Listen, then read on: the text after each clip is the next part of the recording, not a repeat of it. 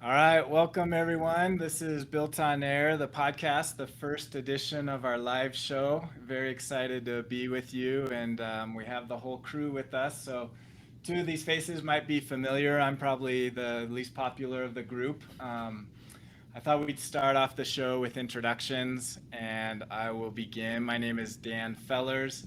I am the founder of Built on Air as well as OpenSide and Onto Air. We are a company that services Airtable only clients and provide products and services that sit on top of Airtable as well as run the community behind the Built on Air brand. And so excited to be with you on this new format. We'll be doing lots of exciting new styles of episodes and talking through a lot of different things going on in the Airtable world and different products and talking to a lot of great people. And I have with us our two Built on Air podcast hosts that will be joining us as much as possible on this format. So we thought we'd kick it off with introductions. So we'll start with Kamille, Alli. Hi, everyone. I'm Kamille. I've been a host on the Built on Air podcast for a couple seasons now. I am just an Airtable hobbyist who also occasionally makes apps under my company, Kamille Apps. Great. And Alli? Awesome. Hello, my name's Alli Alosa. I've been a Built On Air host for about the same time as Kamille. I'm super excited to be doing this new format, and I've also been an Airtable consultant for a little over 2 years now, which is kind of crazy, um, and just love Airtable. Very good. One of the great things I love about Airtable is the community around it. It's been great to work with Kamille and Alli over a couple years and get to know them better, as well as a lot of other amazing people that we've had on the podcast and also in our own Air community. So we're glad that you're a part of it and can join us. I'll give kind of an introduction. This is our first show that we'll be doing in this format. We have almost 100 episodes of direct one-on-one interviews with people doing amazing things with Airtable. So we have a large library that you can find on BuiltOnAir.com of individual one-on-one interviews that Kamille and Alli have done with people. Going forward, we're going to try something new and see how this goes. It will be a live show every Tuesday morning at this time, 11 a.m. Eastern time. And we'll be doing different things. We'll typically do a roundup of what's going on in the community, what people are talking about, any new product release features that Airtable has made. And then we'll do a variety of different shows where we might do a live build of a different mini application, or we might bring on a guest to talk about something that they're working on, or we might do a live competition, which we're going to do today, kind of an Iron Chef style format where we'll kind of build on top of an existing base and make it better. So a lot of different fun, new. This is kind of a variety show. We're trying to mix things up a bit and make it fun and exciting. And it is live, so bear with us as we work through this and try this new format. So thanks for being a part of this. So our first segment, we call it Round the Bases. So we're gonna go through different community sites and see what people are talking about and what's going on. And I'm sharing my screen. We'll start with the community, obviously the primary source of everything Airtable specific. So this is a great place. If you're not spending time here, this is obviously where a lot of people are asking questions, looking for help. This is also where you can typically direct answers from employees of Airtable. So just looking at the latest of what's going on. I know Kamille and Alli are typically more engaged in this community than I have been lately, but looks like the typical questions. I always like the show and tell where people are showing what's going on. So it looks like there's date formulas, ways to improve your date formulas. Um, What else we got going on? Something I've noticed over the past couple weeks, there seems to be a trend of people asking for um, a workaround to auto numbers. The auto number field is fairly limited in that it's literally just a number that counts from 1 to infinity. But you can't have a prefix or a suffix, and people want custom ones. And if you want it to renumber at the start of the year, you can't really do that. And so I've seen a couple people ask recently, is there a way to do so? And there is, using automations in a script, but it's a little bit more difficult to figure out if you don't know JavaScript. Yes. Definitely. Also saw they were when you delete a record, you sort of lose that order, and you have like phantom numbers that want to be able to refill those. Somebody asked, but yeah, that's definitely not possible without doing it yourself. Oh, there's one. I answered, yay. Yeah. I don't know if there's another one where I actually provided a script somewhere on the community forums. It was fairly recently, that will count. We'll put whatever prefix you want, and then a number with like padded zeros up until 999, and then when the next year hits, it should recount with number 1. So you can find that somewhere on the community forums. That's something I employ a lot as well, like using automations to start the numbering, and doing it with groups. So if you have a count field on whatever table you're linking things to, you can use that to just add 1 for every time you add a new record. Yep. Been using that a lot, and the padded zeros is really helpful as well. Yeah. Got it.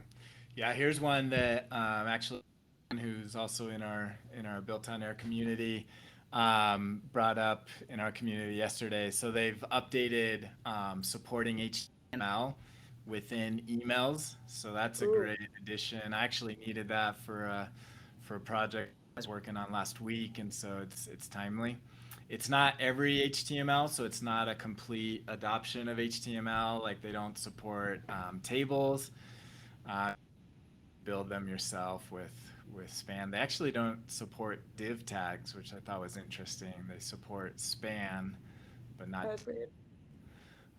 But they do support CSS as well, so you could implement your own CSS. So that's a great. A lot of emails through the automations, and you're using their email sender. That comes in handy. So Something I'm not sure if they. Sorry, go ahead. No, go ahead. I was gonna say, I don't think I've seen anybody post this yet, and I was just telling this to Kamille before we got started, but over the weekend, I went and I added a lookup field of a single select, and it retained the same coloring and look and feel as the single select on the source table. And it, even for filters, you don't have to use contains. You can do it just like you could with a regular single select on the main table. If you're using a lookup now, you can have a drop down of all of the options in that filter. That's if you use the search step. If you're if you're filtering. Yeah, with view filters. Yeah. With view filters. Gotcha. Yeah, which is very nice because it with single and multi-select, they have different operators for is or has any of or does not have any of. And now that you can select from the original list of options from that field in another table, you can, without having a crazy filter set up, you can use the regular ones that you might be more accustomed to if you were working with one table. Yeah. Exactly. And it's also really helpful for situations where you might have a status field that's active and inactive. Some people might struggle to be able to write a formula that can encapsulate that properly because inactive includes the word active. Yeah. Right. You would have to make it case sensitive or something, and that's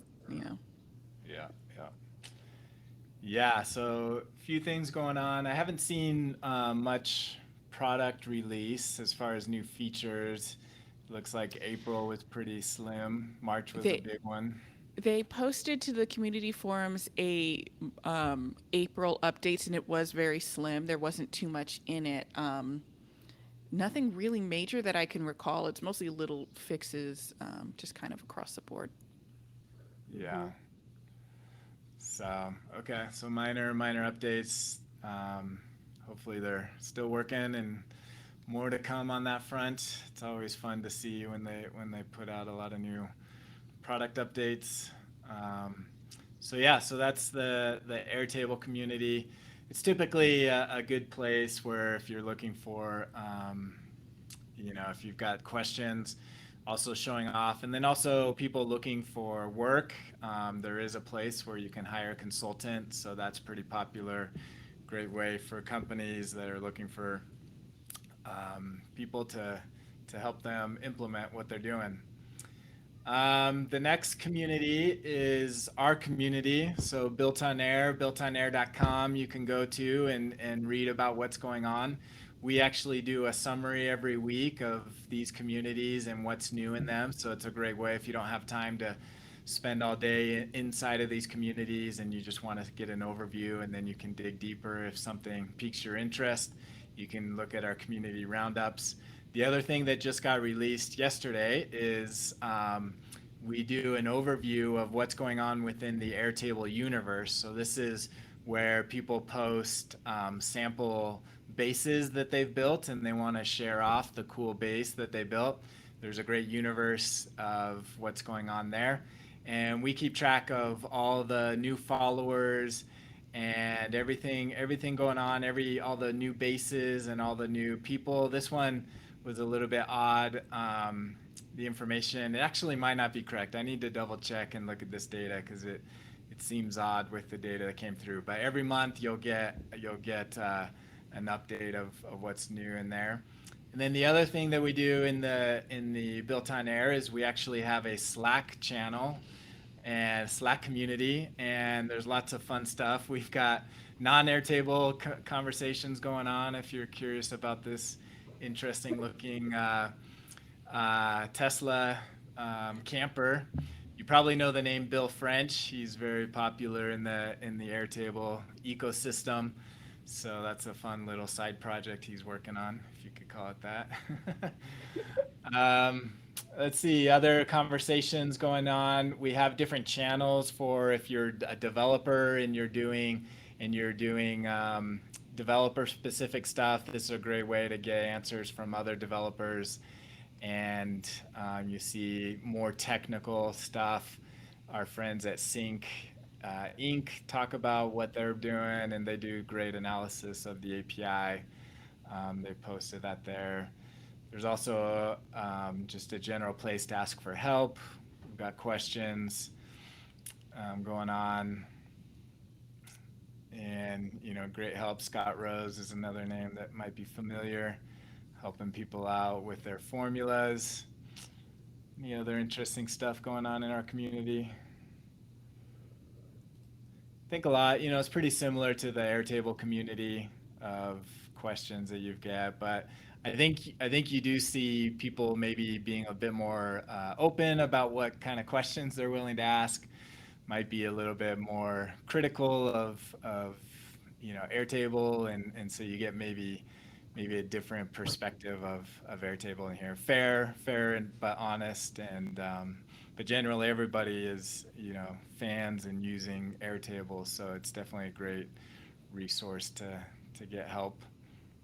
Yeah, you can kind of see that across the other communities as well. When it's not directly affiliated by Airtable, there's a bit more, I don't know, you can feel the frustration a little bit more. Yeah. And a lot of the times it's a little bit warranted because there's some quirks in Airtable, which is why we have so many communities that sprout up to answer other people's questions. Yeah, very cool. So that's that. The next one is Reddit, and Reddit's kind of a mix of what you get. Not quite as active as some of the others, but still some interesting stuff going on. I always like these. You see these every once in a while of people not, the billing system in Airtable is a challenge. People don't quite understand how the billing works, and so unfortunately, this is somebody who got billed $400 they weren't expecting, which seems to happen quite often, unfortunately. So it looks like they're getting answers on how that works and getting educated on, you got to be careful when you add people to a base or a workspace on how that affects your billing. Yeah. Absolutely. Yep.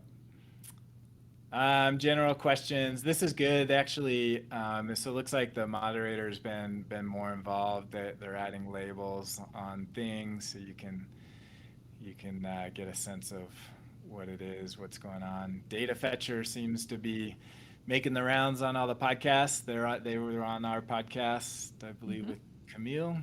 Yes. So you can catch their episode on BuiltOnAir as well. But it looks like they're making the rounds with all the podcasts and getting the word out, which is great on their product. So, it's a great place. Also, you see a lot of new products released. Reddit's a common place to put that on out there. Looks like Stacker's advertising within Reddit. Softer is another third party. Yeah, I don't know if you spend much time on the Reddit side. Chris Dancy, who's also very popular in the community, he seems to frequent the Reddit quite a bit. We'll be talking about his community here, actually, coming up here. So the next one is Facebook, which is pretty popular. It might be the largest, 4,000 members outside of Airtable's community. And so you get maybe a little bit more beginner level questions within here. And I know, Alli, it seems like you frequent this quite a bit. I am. I'm finding myself more on this than I am on the Airtable community, and that's not through anything on purpose. I think it's just because, like, with my phone, it's so much easier to pick up, and if I'm scrolling through Facebook, I'll answer a question. But the app for, is it Discourse? For the Airtable, it logs me out every time from my phone. Really? It's just really weird. Yeah, and you have to be logged in. Yeah, that one's kind of annoying. I'm on the Facebook community every now and again. I just my problem is I've kind of situated myself where the questions I answer often require building an automation or writing a script, and I don't want to type a script into the comments of a Facebook chat. So I am mostly the community forums kind of. It's where I go the most. Absolutely. You definitely see a lot more in the Facebook group, a lot more questions of like, what's wrong with this formula? And there's nothing wrong with it. It's just smart quotes. Mm-hmm. Just because people are trying to copy and paste from here into Airtable, and it just gets all screwed up. Yeah. Yeah. That's interesting. So the advantage of the Airtable community forums, Slack, and even Reddit allow code blocks, so you can prevent little things like that, and it's just easier to read. But Facebook seems to be good for kind of general questions, or like, where's a good place to look for resources and all that kind of stuff. Yeah, and this is managed by Ben Green, who is also a part of our community as well, and Ben Green and Chris Dancy host another live show where they talk about similar stuff of what's going on, and they do theirs in they live broadcast it, but it's in drawing a blank. What's the name of the new platform? Clubhouse. Clubhouse, thank you. And so if you're on Clubhouse, check out their Airtable weekly show. I believe it's Wednesday evenings. Yes. If I'm not mistaken, yep. And so you'll get Ben and Chris talking on there, and then usually it'll show up in here, which is where I've seen it, Mhm. and have seen a couple episodes. So that's another great community. I'm not I'm not cool enough, although I think I heard that Clubhouse is finally getting Android support, which is what I have, and so Yeah, maybe I'll. I have an Android too, and I was disappointed I couldn't join in. But they've started. They record their episodes and put them up.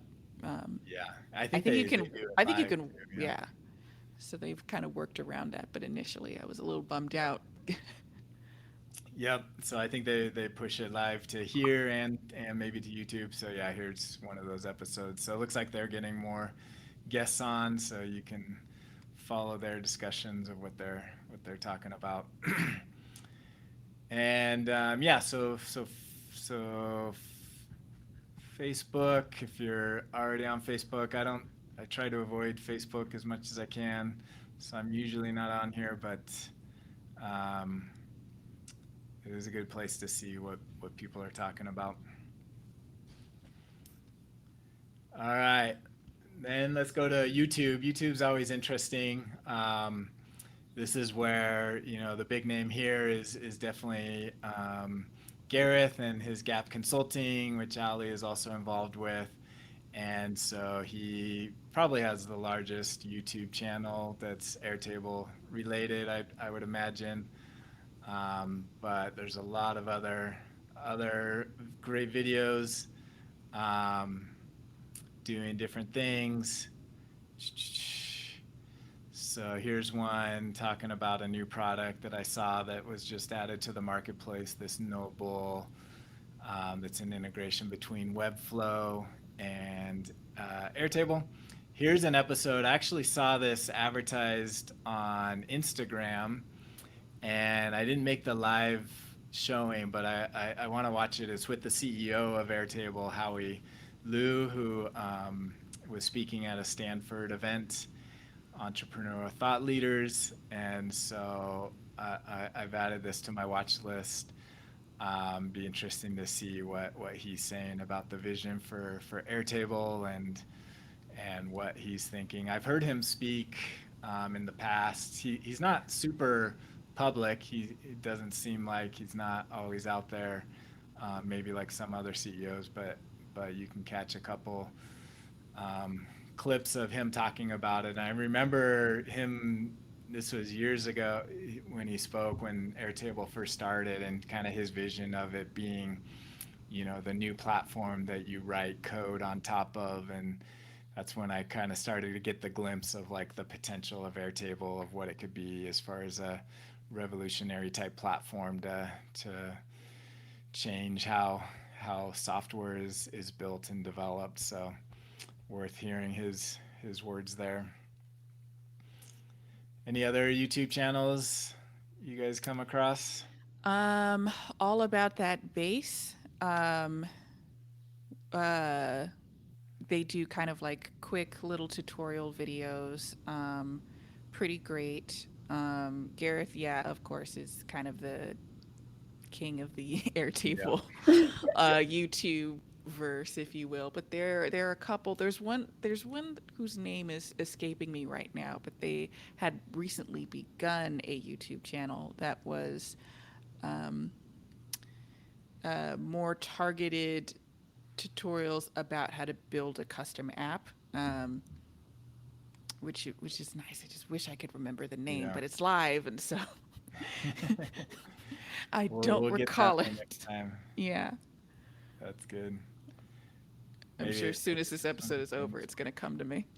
So yeah, so all about that bass. That's with Justin, who we know well. Hmm. It looks like the automate all the things, I think, is broader than Airtable, but he seems to do a lot of Airtable um, He Yes. related works stuff. for Airtable as well.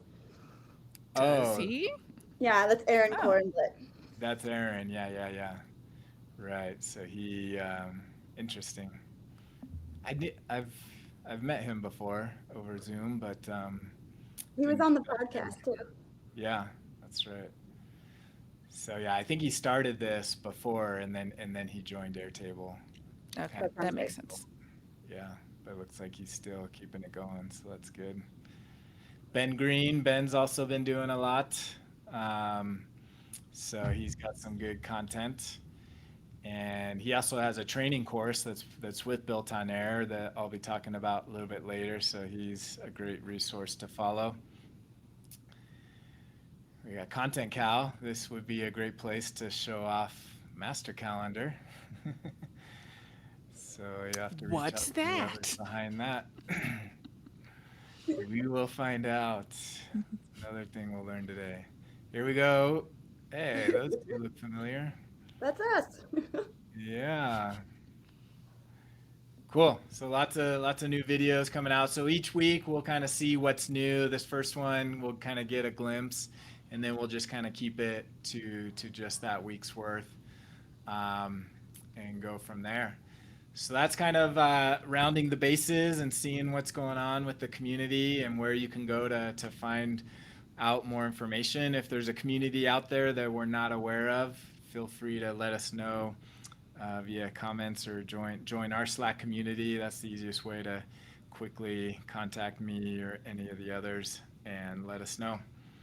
So at this time, we're gonna take a quick sponsor break, and being one of the hosts of this, I'm gonna take the luxury of promoting one of our products. So my company, OpenSide, we are the developers of the On2Air suite of products, which is a complete suite of products that help companies run on top of Airtable. So if you're running your business on Airtable, I believe On2Air is an essential component to that. And our application that runs inside of Airtable that you can see alongside of it is called Amplify. And it's a complete editor for doing anything in Airtable. All of your Airtable fields can be modified, and it's a better layout for how you set up your Airtable data. So in this episode, I'm going to just show our search functionality. So this application, you can fully navigate your entire base all from in here. So some people use this as their entire UI for interacting with their data and no longer leave it to go back to the grid system. You can see one record at a time and view all your records in different layouts that you configure. And then as far as navigating between records, I'm going to navigate to a different table. So I'm going to look at this base is actually our base that we use to run this podcast, and it has all of the guests that we've had on in the past. And I'm going to unsync it here so I can go back to full screen and not get that pop up. And basically the ability to navigate between bases, we have the search functionality that allows you to search any field. So if you're familiar with Airtable searching, typically you can only search the primary key, so you can't search other fields. But if I wanted to search for somebody that based off of their project or based off of their email, or I could even configure this to, I want to display different fields here. Of course, there's some bugs here, so we'll get those fixed. So if I want to search for something in their bio, maybe I want to find all founders, I can search there and it will actually highlight where it found the matches. And you see I'm searching fields other than the primary field, which is their name. So here I can see all people that were founders, and these ones probably the founders showed up later in the bio and it's cutting it off there. But you can search by different fields, and you can fully navigate everything within here. You can configure your searching and what fields get displayed, what fields you're searching, and a whole other lots of stuff. So each episode will highlight a different aspect of On2Air, either within this Amplify app or within our other, we have 6 apps altogether that you can use for a variety of different use cases. So feel free to check it out. On2air.com is where you'll find it, on the number 2, then air.com. So with that, let's navigate on to our next segment, which we call an app a day. So what we're going to do here is highlight an application from the marketplace.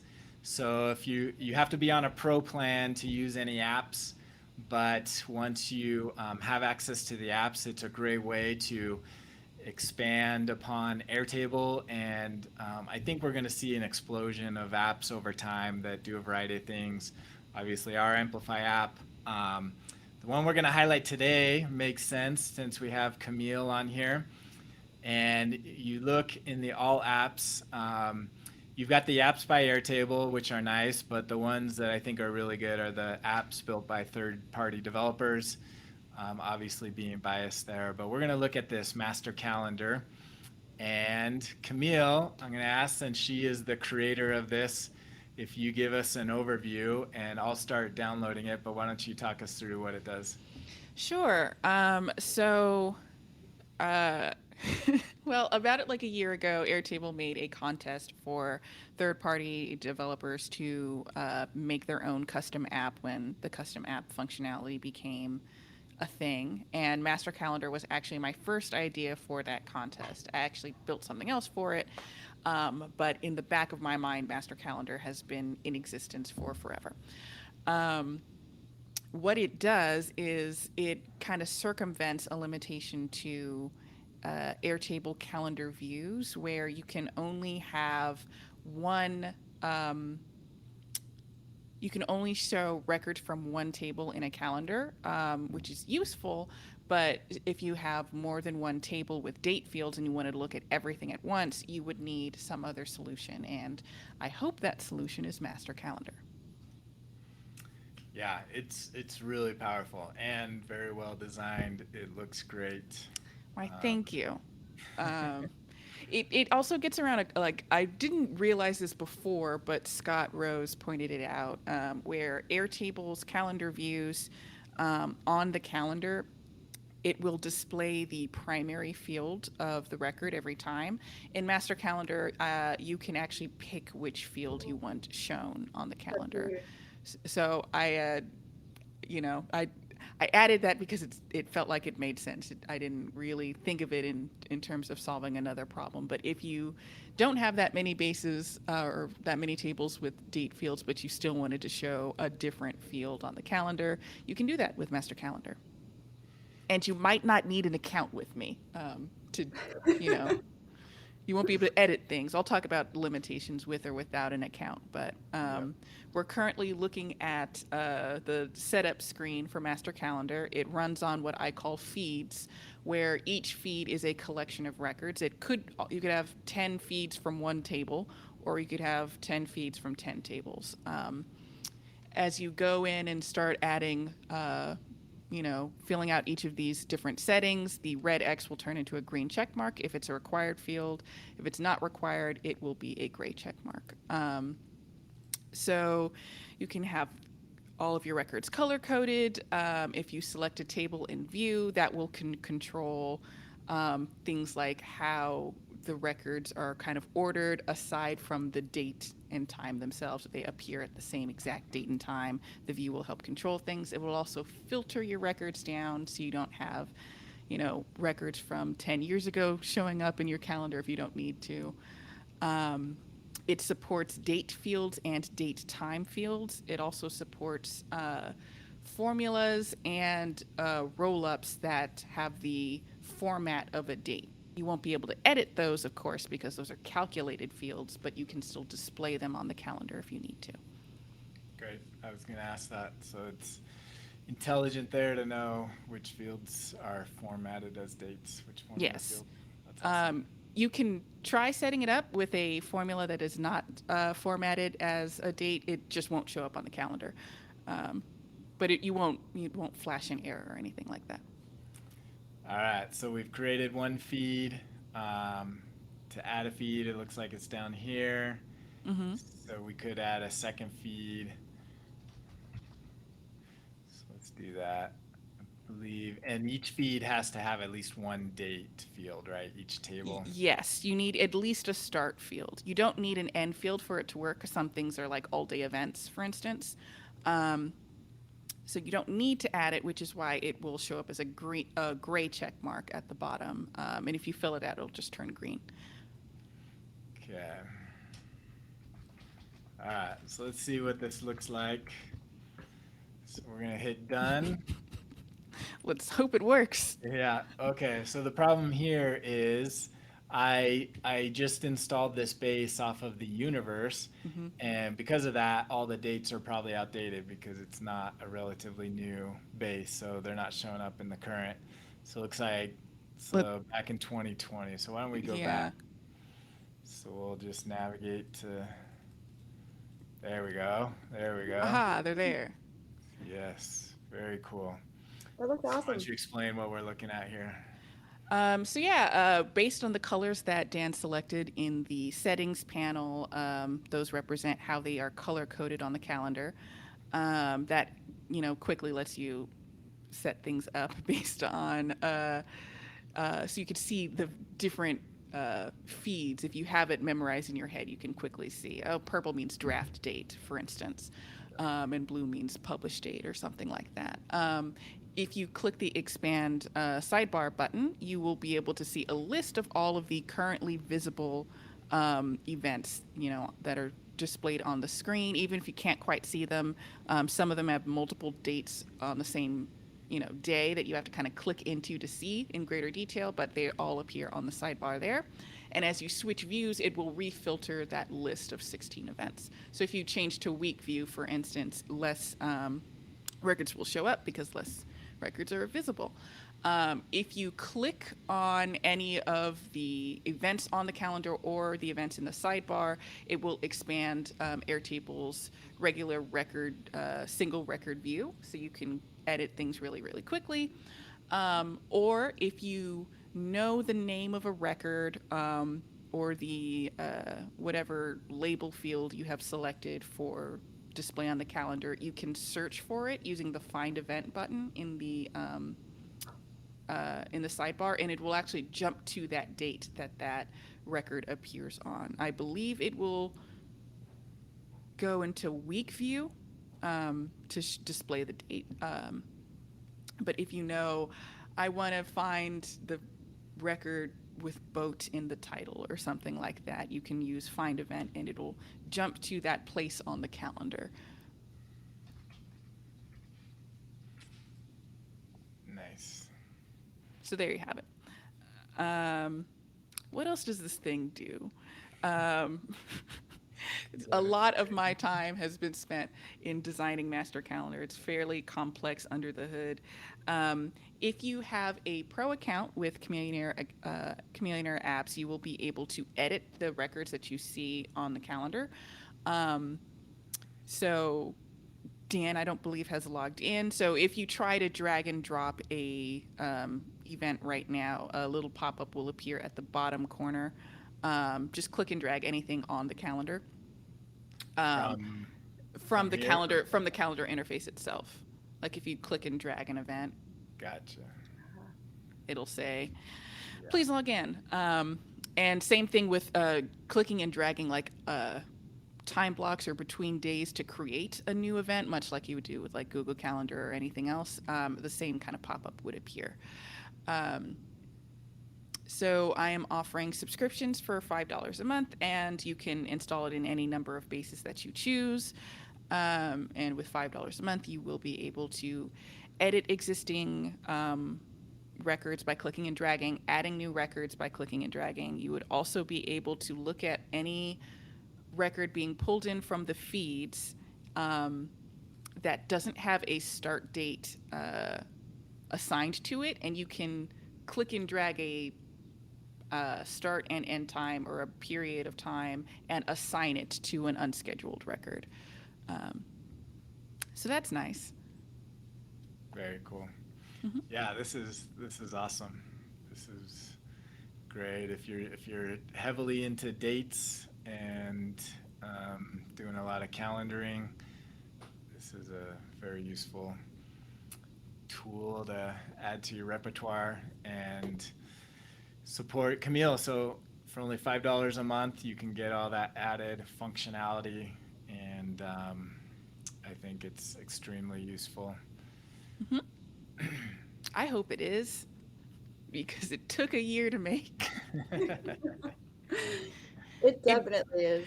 it wouldn't have taken so long if it wasn't if it was the main thing that I do, but because it's, Right. you know, I have other stuff. That's why That's it in took so the long. But yeah. Master Calendar now available on the Airtable Marketplace as of I think a week ago. Yeah. Cool. So thank you, Camille. So each episode will kind of highlight a different app and just play with it and see how it's useful. Some of them we might not be as familiar as we are with this one, having our host be the creator of it, but it's a great place. You should be spending time looking at what's new, and we'll actually be tracking. We actually are in the process of starting to track the marketplace like we do the universe. So within our BuiltOnAir.com website, you'll be able to we'll start posting all the new apps that are launched each month and or updated and get a better feel of what's going on in the marketplace. So we're all optimistic that that marketplace grows and is thriving and can be a large resource for companies to really expand their Airtable usage, because Airtable is never going to be able to create all the functionality that people want and need, and nor should they. I think really they play the role of being the platform and being the source of truth for your data. And I think third parties provide a valuable role in building on top of that and really customizing to the specific different use cases. So be sure to keep an eye on the marketplace of what's going on there. So next episode we're gonna dive into automations, and we're gonna play. So this is called Automate Create, this episode, and we're gonna play around a little bit with our automations. Automations launched what, 6 months ago, maybe About. longer. Yeah, about that last summer, I think, um, of 2020, and it was really a game changer when automations launched. It just completely changed what is possible. Prior, I know, at least Ali and I lived in Zapier or maybe Integromat.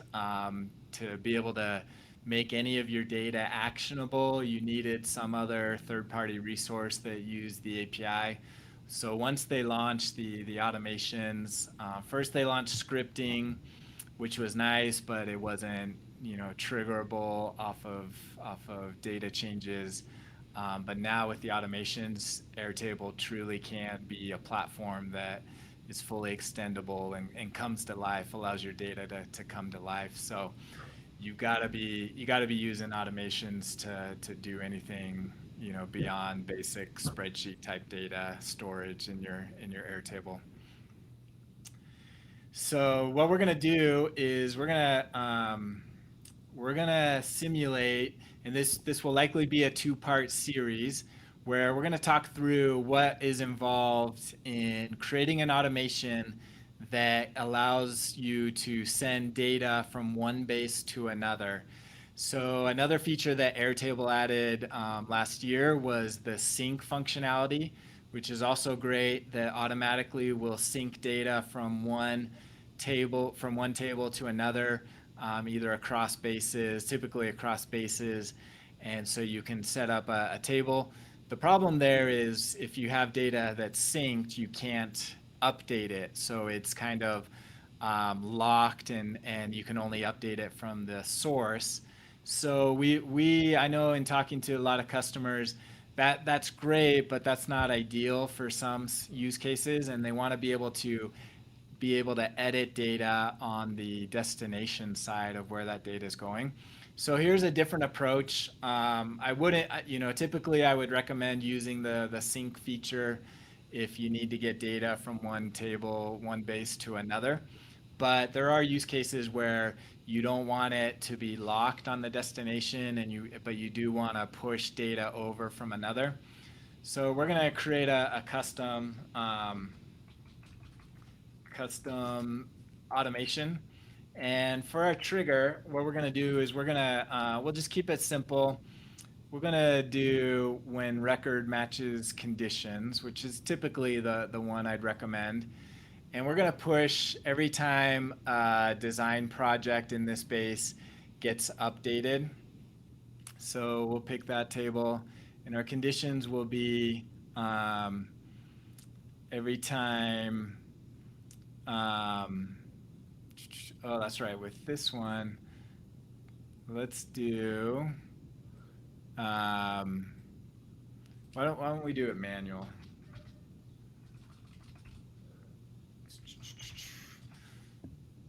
Any thoughts on, as I'm walking through this, feel free to chime in on things you know about automations or what's typically worked for you.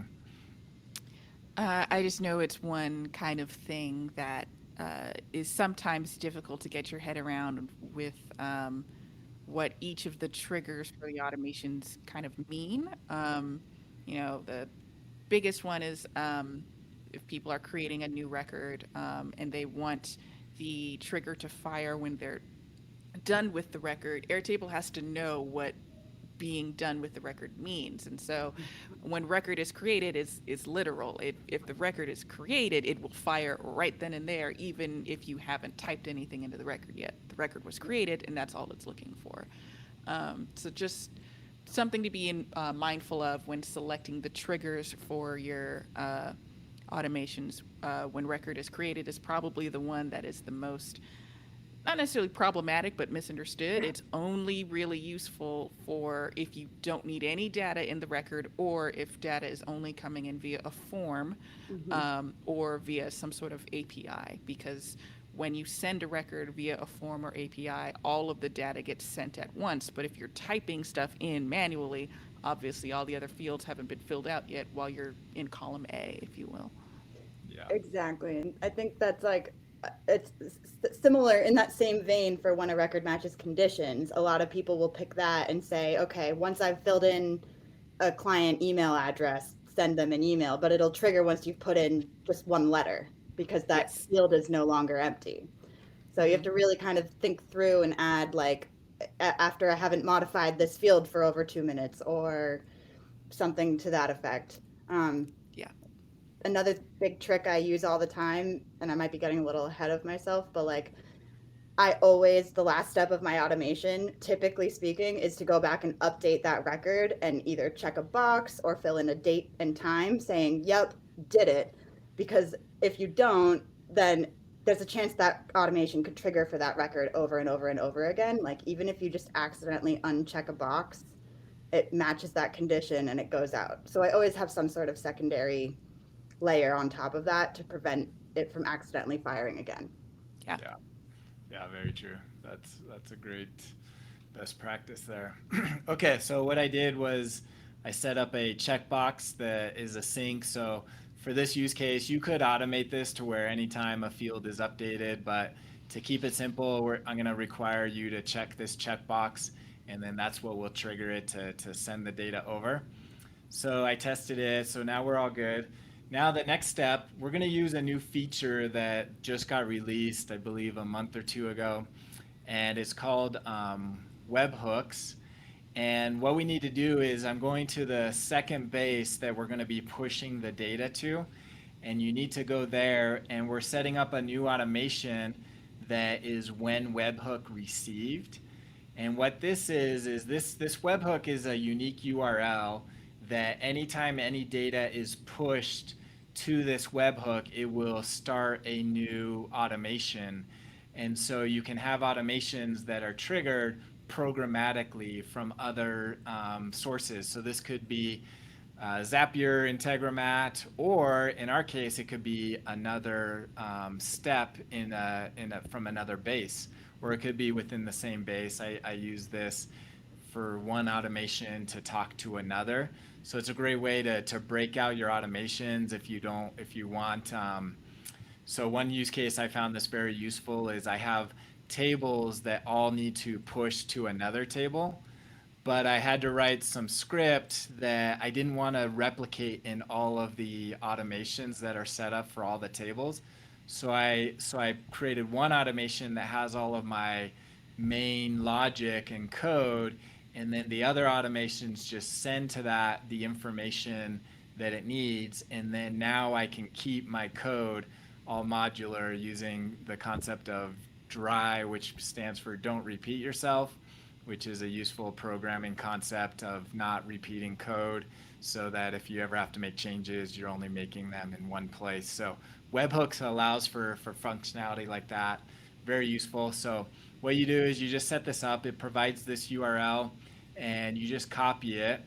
And then now I'm going back to the other one where we're going to be sending data to that webhook. And now to do this, they don't have an action that helps to automate it. So you do have to kind of roll up your sleeves a little bit and go into the run script task. And now we're going to be testing my live programming skills. You're very brave. Yes, I know. Luckily, they have a great editor that helps autocomplete. So I'm gonna do this. All I'm gonna do is pass the record ID for now. It's the same concept to do everything else, but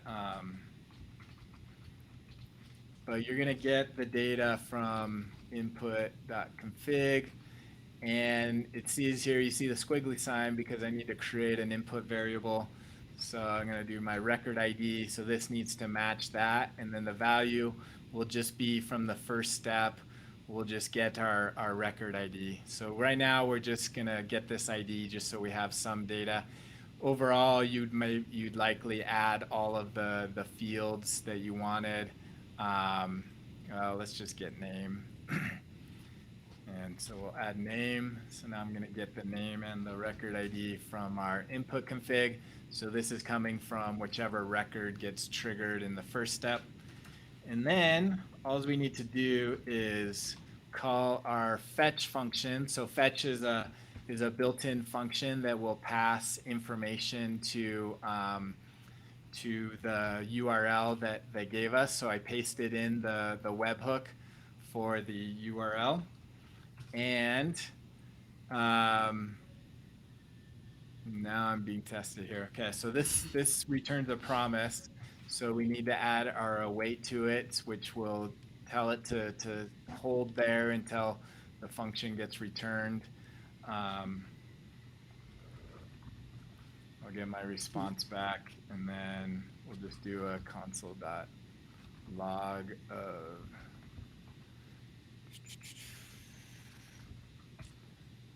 so just JSON, there we go. Okay. And I believe we need a body here, and we have to convert it to a string, right? Mm-hmm. Okay, and so now here we have our name and record ID. And if you're not familiar with this syntax, this is all JavaScript code, but so this can get a little bit tricky. We're also going to need to pass in some headers. Tell me if I'm doing this wrong. I'm going off of, there's different libraries and they all have different ways to do your queries. So we need our content type to tell it. So this is telling the message that our body is JSON. So I believe this should do it. Do you need a method too? Post. I think, oh yeah, that's right. Thank you. And I believe for webhooks to work, it always has to be a post. I don't think it works with get, but I'm not 100% sure there. I'm pretty sure, yeah, because when they receive it, that's when they're getting it. Yeah. Yeah, because if you don't use a post, you can't really pass any data. They don't accept URL parameters, is my understanding. Yeah. So a get can't pass in a body. Only a post or a put can. So let's run this and see what happens. We should expect to see a OK success response. The 200 or something. Okay, we didn't get an answer back. I wonder if I can't remember if JSON is a promise. think it Find is. out. There we go. There. Yeah, so Okay. response.json returns a promise, so I needed to add my await. So there we got our success true. So we pushed this information over to this side. So now if we run our test here, it ran successfully, and let's see if we got our data. So this is the webhook, and there you see we got our name and our record ID. And so what we would have to do now is just simply, let's say we want to sync up with this one here. Now this is where it gets a little bit tricky to find the match.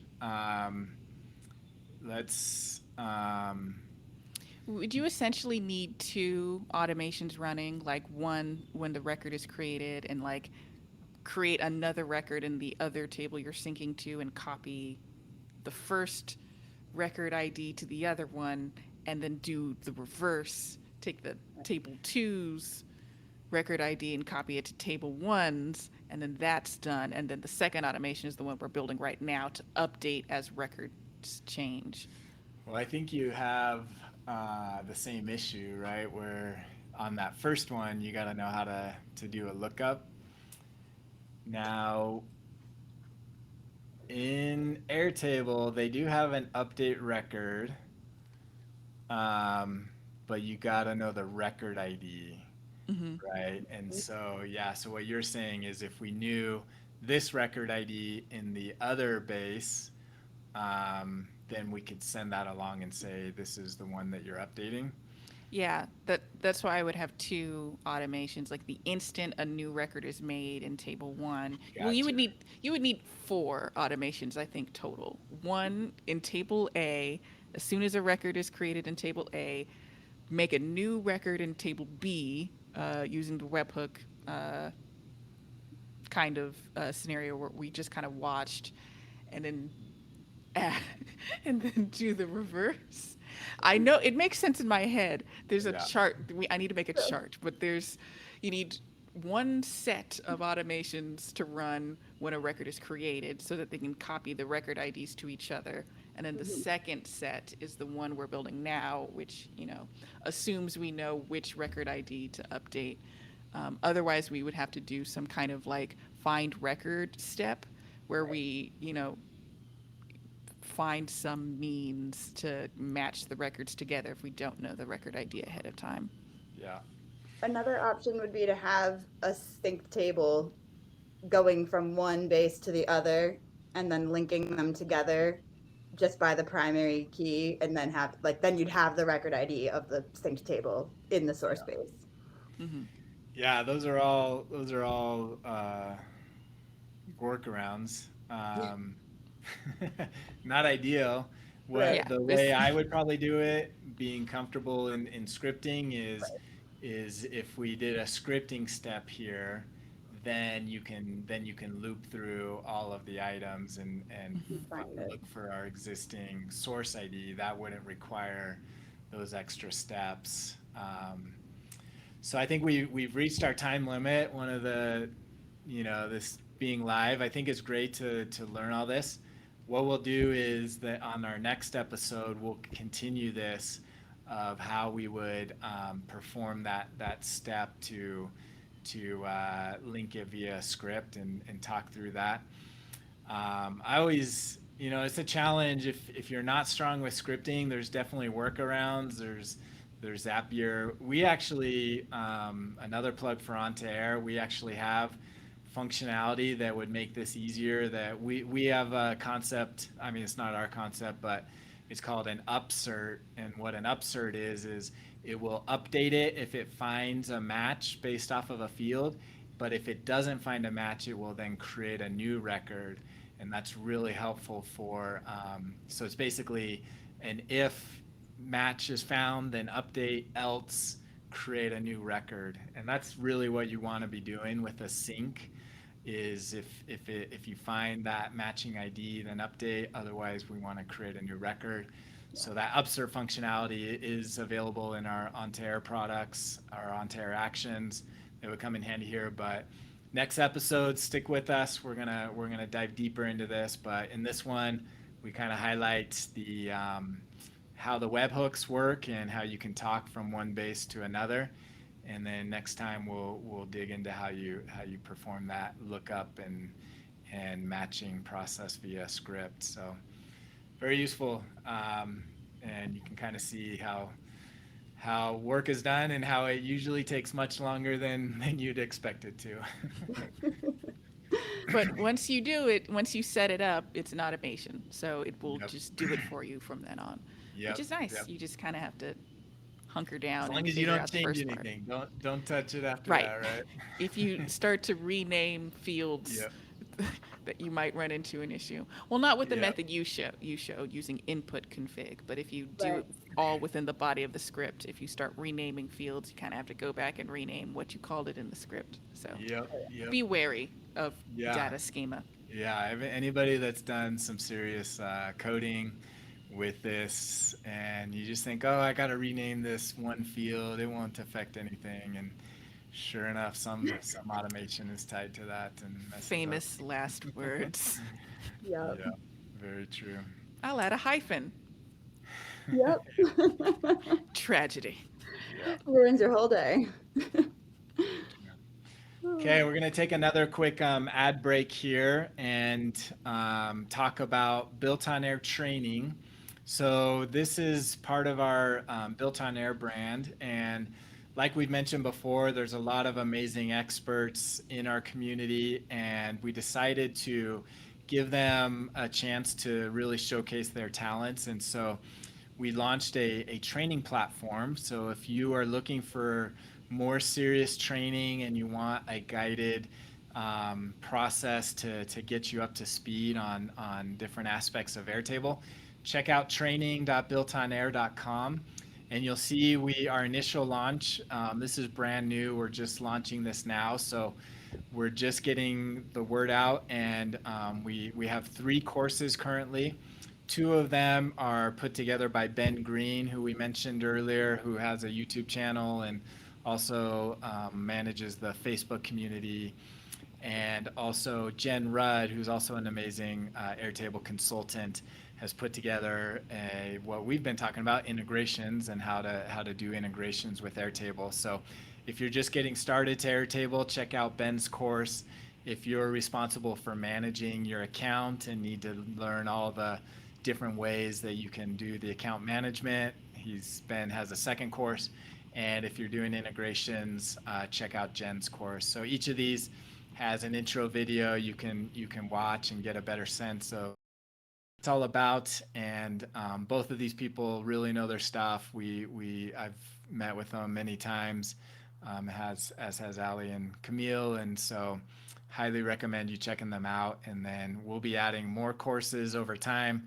The goal is to have a large community, a large resource of paid content that goes deeper than some of the traditional stuff that might be out there, and really useful for those who are taking their Airtable, want to take it to the next level, especially in a corporate setting. So training.builtonair.com is where you need to check out for these courses. All right, our final segment for today. We're gonna see how it goes. We're running a little bit late, but we're gonna do this. Assuming you guys are good on time. Okay, so now time for our challenge. I'm excited about this. We're gonna pit Kamille and Alli against each other and see how it goes. So I picked a base and they are just finding out about it today. So they haven't had previous experience looking at this. And what we're gonna do is we're gonna challenge each of them to take this base up a notch and ways that they can improve it in a 15-minute period. We're gonna see what they can do. So think of it as like Iron Chef, one chef against another. These are 2 great Airtable experts. You'll get a glimpse into how they think and how they're looking at the data and just general tips and tricks on ways to improve any data. So this will hopefully be a valuable resource in seeing ways that you can improve it.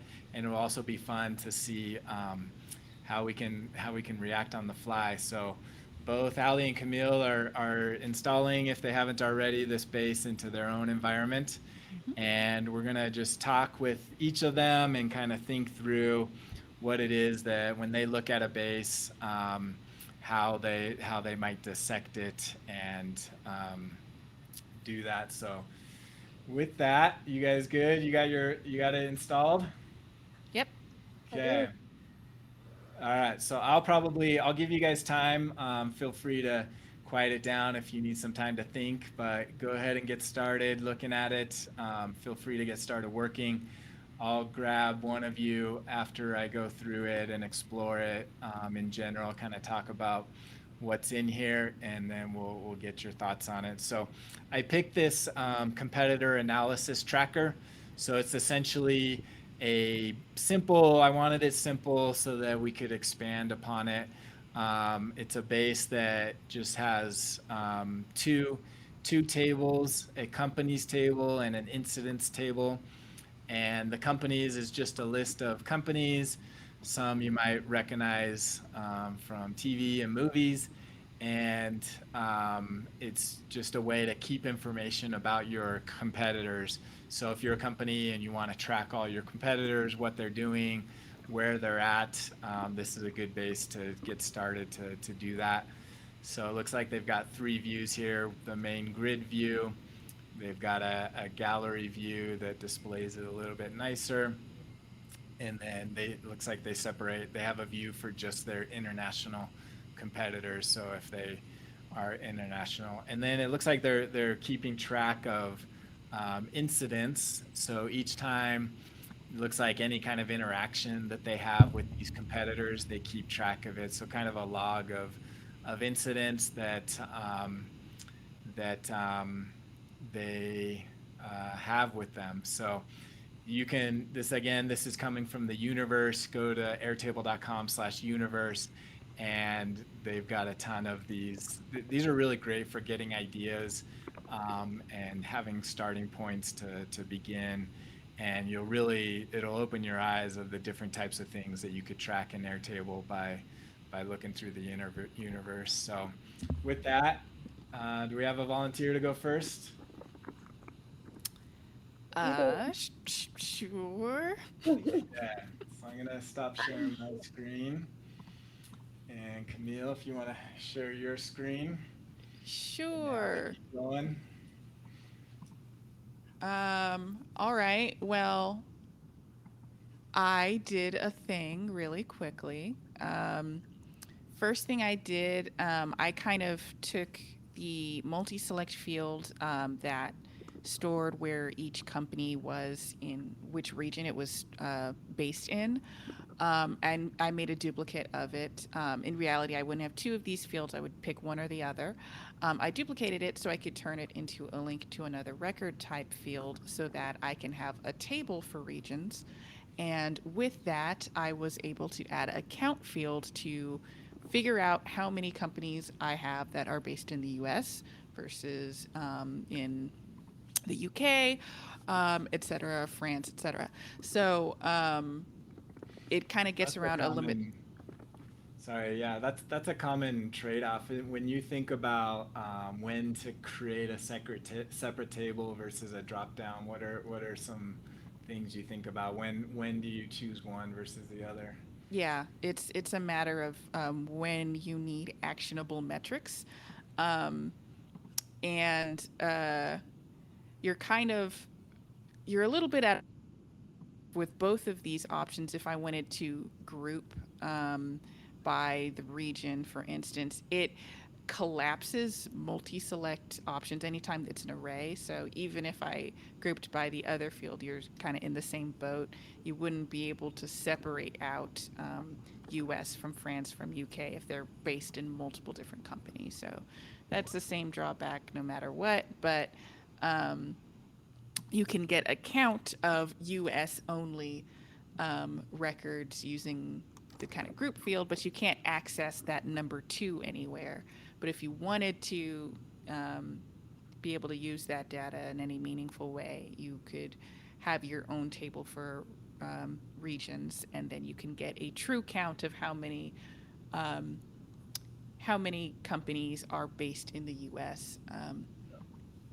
And because it with lookups or rollups or count fields, you can include conditions. Um, you could set it so that you could be a little bit more specific. So if you wanted to customize it so that it's only based in US, you can kind of do that. It's a little bit finicky on how you would do that, but it's a little bit more possible if you go through this method. Yeah. No, that's great. And how you did it was just a simple copy and paste, and it automatically. So you didn't come here and type in all those regions. No, all I did was I right clicked and said duplicate field just so I can show the before and after. Then with my copied one, I said customize field type, and I changed it to link to another record. Then I said create a new table. I'm gonna leave it to say regions copy two, and then it will take all of what was originally in there, and it will make records for each value that it had found. So Yeah, that's all of the great. links kind of set up by themselves. That's a great trick to not have to type all that in manually. So Hmm. very, very useful. And you pointed out one of the biggest issues. I hope someday that Airtable will figure out a way to do the group by where it can do an individual group instead of all of them together, like that second region. Yeah, I can understand the You'd from be like a duplicating you would be records. duplicating Yeah, records, and so I could see yeah, that being a challenge, but it would be nice yeah, because yeah, this isn't super useful when you think about it. right. This exact combination of Yeah, regions is not um, Doesn't help. it's not helpful. Yeah. And you can imagine anything like that, where if you had like a clothing table where this shirt is available in red, black, green, I don't need to know how many shirts are available in this exact color combination. yeah. Right. You know, Cool. All right, we're gonna let you keep working. Maybe do one more upgrade, and then we're gonna switch it. If you want to stop sharing your screen, I don't know how. Help. down at the bottom. Okay. There we go. All right, there. And then Allie, if you want to share your screen, see what you're Yeah. working on. All right. Can you see it? Yep. Yes. All right. So I had basically the same. I love Camille's idea. That is exactly what I would do as well. I would definitely Nice. break this out into its own table because you can get a lot more meaningful data doing that. Um, the first thing I did was I added a couple of the new view sections, which I am obsessed with. Absolutely could not be happier about that feature. Also added a count field and started, playing with organizing this by how many incidents a company has. Another little trick that I like to do. So I actually changed this primary key to be a formula based on the company name and the incident. I find it comes a lot more helpful, especially if I'm like trying to find a particular record and maybe I have two items in here that say Met owners. And now I'm like, okay, well, what company was that for? I just want to have the most meaningful data in this primary key. But then it gets a little funky because let's say I'm going to change this back just to demonstrate why I'm doing this. For Dunder Mifflin, something I see a lot of people have trouble with is if they wanted to add a new incident, they might just start scrolling through this list and see client mentioned Goliath National Bank or something and pick one from this list, even though these are all existing incidents for other companies. So I have a little trick that I often employ, and I create a view that's filtered to show nothing. So I just have this filtered where the name is empty, and by virtue of the formula here, if there's a row, it's going to have at least this pipe character in it. So nothing should ever be on this view, technically speaking. And then I name it click add new record. So that way, because I can point this to a particular view, I'll click save. Now when I go to add something for Dunder Mifflin, it's telling me click add new record. That's pretty smart. It's like such a small little thing, but I've found it's really helpful, and it prevents people from accidentally linking old records to a different company, or like a lot of data error prevention. And then finally, I added a little roll-up field or a formula field here that concatenates the date and then the notes from the incident. So that way on my company's table, I could start to roll that up. And let's say I add another one for Wayne Enterprises. We'll put in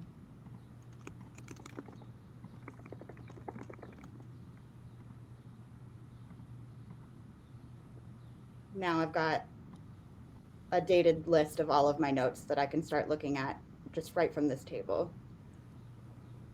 And the only bummer about this part is that if you want this to be sorted in a certain way, you'd have to write a script or an automation to get this to, like this, these dates fall in the same order as this field. So if I move this above that, now it starts with that date first. I don't think I realized you could drag those like that. That's cool though. It's really cool. I have a script that I wrote that every time like something's added to this field, it alphabetizes it. So that way I've got this ends up in the same order I want every time. Yeah. Cool. Those are nice. Those are nice tricks. Very awesome. Thank you, Alli. Kamille, any new stuff or? I added a pivot table, but that's about it. I did that too, actually. Yeah, it's a go-to. I mean, when you have at least one single or multi-select field, a pivot table is just always kind of nice. If you have a pro workspace, you can use apps, and one of those apps is pivot table. Yep. Very useful tool for sure to add in. Awesome. So nice tricks. I learned some stuff from that. That was pretty cool. So we'll see how the judges decide. We'll let the audience decide on who made the best enhancements there. But both amazing, cool tricks. So yeah, I think this will be a fan favorite episode of seeing your minds and what you can do to enhance the Airtable experience. So with that, any closing remarks as we end our first episode of our live show? Oh, I'm excited. Go get Master Calendar. Yes. Check out Master Calendar. Check out and Amplify. both of you. Yeah, feel free to reach out to both of you. If you're available for work, I don't know if either of you are looking for work or you're both of you have day jobs, I believe, and so your time is limited, and we appreciate you joining, and feel free to join us next Tuesday, 11 a.m. Eastern, and we'll start getting the word out, and we want feedback. We want to hear what everybody thinks, as well as questions, ideas for new segments. We want to bring people on. We want to, if you have a specific challenge that you want us to take on this show, let us know, and we'll see if we can tackle it. So thank you, everybody, and have a great week. Thank you. Bye.